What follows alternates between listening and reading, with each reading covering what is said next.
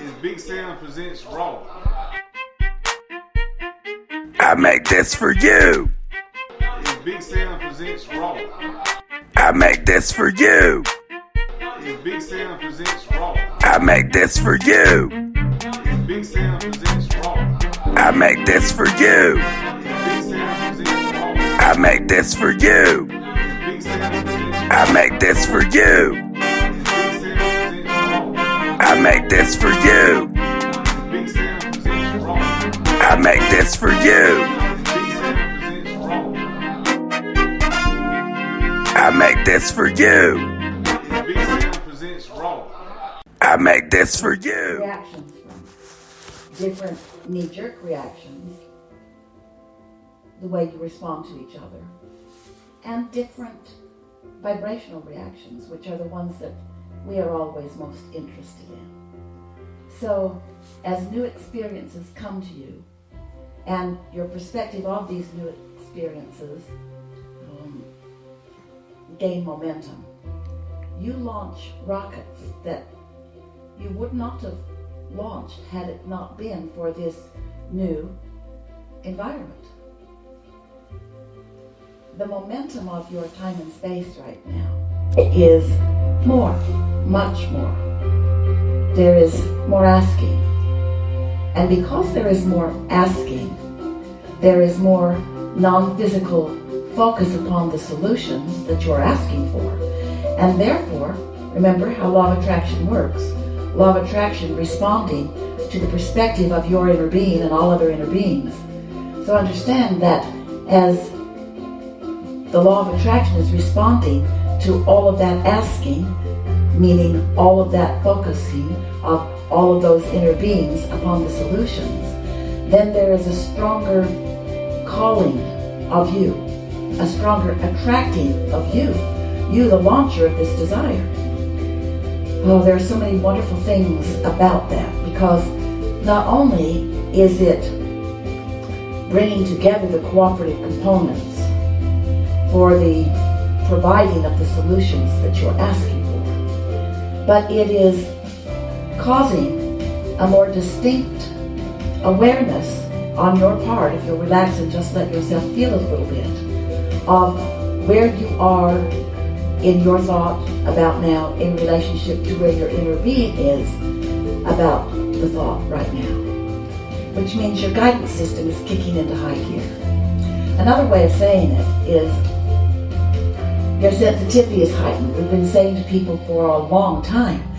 They will say, Abraham, is it normal for all hell to break loose in my life when I begin this process or when I begin meditating? And we say, it is normal for you to feel that, because you are more sensitive to whenever you are not a vibrational match to the larger part of you.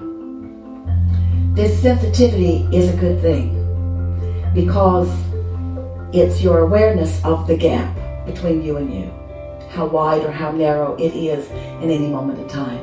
Your emotional guidance system is more obvious to you now than it ever has been before. One of the things that we want most to visit with you about as we are just getting underway, there lots of questions have been sent in, and we have selected a group of them, and we're eager to get to them. They are the questions that you are asking, and talking about what you are wanting to know is what we most want to do. But we want to explain something to you that is a new, increased advantage that you might not be fully aware of. When your asking is stronger, and therefore the point of attraction of your inner being for all cooperative components toward the solution, when that's underway, since you are part of the asking, then you're being called toward those solutions. Which means if you don't go, you can feel it in a stronger way. We want to help you to realize that those cooperative components include so many scientists and physicians and inventors and people who are aware of what's going on with all of this. And so they are receiving inspiration and ideas at a heightened momentum than has ever been before. So the solutions that are being asked for globally are being received by so many people who are in the receiving mode. So we want to talk to you about you in relationship to the receiving mode and them in relationship to the receiving mode. And we want to sort of clarify something that we are aware that you are asking about and that you feel that you are struggling with. So if you've been listening to us for a while, and you've been hearing us say that when you focus upon the problem, you are not focused upon the solution. And you're in a sort of difficult position with many of the people around you because they really do want you to focus upon the problem. In your human environment, the way most have motivated you to most action is by pointing out the dangers or the problems or even the disasters that may befall you. In other words, it's important that you understand that your water is poison, and so this water treatment system is important to you. Or it's important to you know that this food is not good for you, and therefore this food may be better for you. And what we're getting at is that there are a lot of people, in fact, much of your society really operates that way, where they are not tuned into source energy. They are not under the influence of source. They're under the influence of something else. They're under the influence of what they are observing around them. And ideas flow to them, whether they're under the influence of source or whether they're under the influence of something else. But we just want you to know that if someone is under the influence of information that is causing them to be very frightened, and then they are encouraging you to respond, to focus upon something that is really frightening you, then you are sort of tearing yourself apart. Now, don't misunderstand us. We are not suggesting that there is not something to be aware of, and we are not suggesting that it is not a good idea to be wise and to put some distance between you and what you think is not good for you. We've been teaching that for a long time. We've been encouraging you to think thoughts that are good for you, and therefore, while you're thinking thoughts that are good for you, you're not thinking those thoughts that are pinching you off from well-being. And so that's the way we want you to address this just a little bit. It can be a really good bridge for you, because so let's look at the solution seekers, the scientists in the lab, the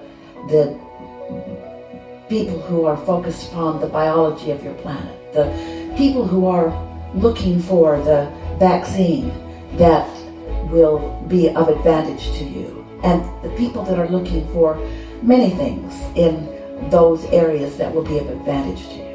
So just focus with us for a moment upon them, and notice that, as we talked about yesterday,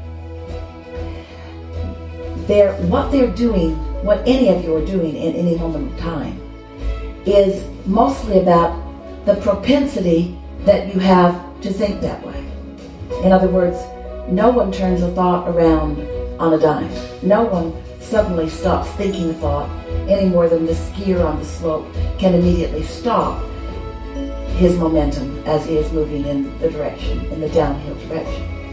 And so, focus with us on the scientists and chemists and biologists who are solution-oriented and have been for a long time, who that's just what they do. They're not getting wrapped up in the problem. They are moving in the direction of the solution. Now here's the part that is the bridge for you. They're moving in the direction of the solution. As they are moving in the direction of the solution, they are not perpetuating the problem. They are asking you, you're hearing it everywhere, to put some distance between you and others. A really good idea.